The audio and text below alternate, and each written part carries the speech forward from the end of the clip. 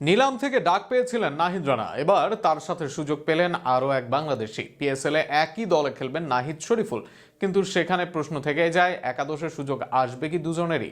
বাস্তবতার বিচারে সেক্ষেত্রে দুজনের থাকার সম্ভাবনা ঠিক কতটুকু? দেশীয় বিদেশি তারকাদের ভিড়ে কেমনই বা হতে পারে পেশোয়ারের একাদশ, সে আলোচনা নিয়েই থাকছে প্রতিবেদন। বিদেশি লিগে এক দলে দুই বাংলাদেশি পেসার, যে দুজনের মাঝে নেই তাসকিন আহমেদ বা মুস্তাফিজুর রহমানের নাম। এমনটা কয়েক বছর আগের স্বপ্ন মনে হলেও এখন এটাই বাস্তবতা। আর সেই বাস্তবতা সম্ভব হয়েছে পেশোয়ার জালমির জন্য, যেখানে একই দলে এবার দেখা যাবে শরীফুল ইসলাম ও নাহিদ রানা, দুই বাংলাদেশি পেসারকে। কিন্তু তাদের মাঝে শুরুর একাদশে থাকবেন কে? তারকা ভরা পেশোয়ার দলের একাদশী বা কেমন হবে? পাকিস্তানের সাবেক অধিনায়ক বাবর আজম থাকবেন এই দলের ওপেনিং ব্যাটসম্যান, তার সাথে ওপেনার হিসেবে থাকবেন লঙ্কান কুশল মেন্ডিস। এই দুজনই উপমহাদেশের কন্ডিশনের ভয়ঙ্কর ব্যাটসম্যান। এদের একজন টিকে গেলে বিপদ অপেক্ষা করবে প্রতিপক্ষের জন্য। নাম্বার 3-এ আসবেন জেমস ভিন্স। ইংলিশ এই ব্যাটারও বেশ কার্যকর যে কোনো কন্ডিশনে। শুরুর দিকে বেশ ঝড় তুলতে চাইবেন তিনি, সেক্ষেত্রে দলের প্রয়োজনে ভিন্স ওপেনিংয়ে ও কুশাল আসতে পারেন তিনি। নাম্বার 4-এ আসবেন পাকিস্তানি উইকেট রক্ষক ব্যাটসম্যান মোহাম্মদ হারিস। এক্সপ্লোসিভ ব্যাটিংয়ের তিনি হবেন দলের ভরসা। নাম্বার 5-এ দেখা যেতে পারে আব্দুল সামাদকে।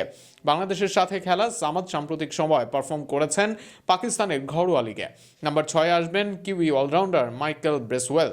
দলের স্পিন আক্রমণের জন্য ব্রেসওয়েল টাইট স্পিনে ভরসা করবেন পেশোয়ার।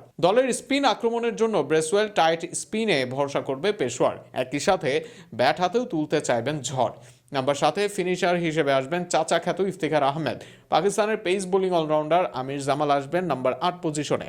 বল হাতেই মূল দায়িত্ব থাকবে আমিরের, তবে ব্যাটটাও করতে পারেন তিনি। সেই ব্যাটিংটা করতে চাইবেন প্রয়োজন অনুযায়ী। চায়নাম্যান স্পিনার হিসেবে দলে থাকবেন সুফিয়ান মুকিম। দলের স্পিন আক্রমণের নেতৃত্ব দিবেন তিনি। এর সাথে দলে থাকবে দুই পেসার। যেহেতু বিদেশি সর্বোচ্চ খেলানো যাবে 4 জন, তাই দুই বাংলাদেশির মাঝে একজনের সুযোগের সম্ভাবনা অধিক। একদিকে নাহিদ আছেন ফর্মে, আবার শরীফুল ইসলাম বাহাতি, তাই কাউকে স্পষ্টভাবে বলা যায় না। তবে টিম কম্বিনেশনে শরীফুল সুযোগ পাওয়ার দৌড়ে থাকতে পারেন এগিয়ে।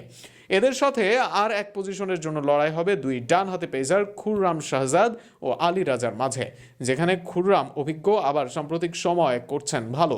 অপরদিকে বয়স ভিত্তিকে ভালো করে নজরে আলী রাজা, তিনিও হতে পারেন দলের অপশন।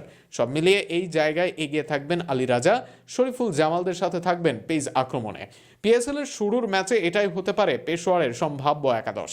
এবার দেখা যাক শেষ পর্যন্ত কেমন একাদশ শুরু নিয়ে মাঠে নামে দলটি। সুযোগ পান কয়জন বাংলাদেশি?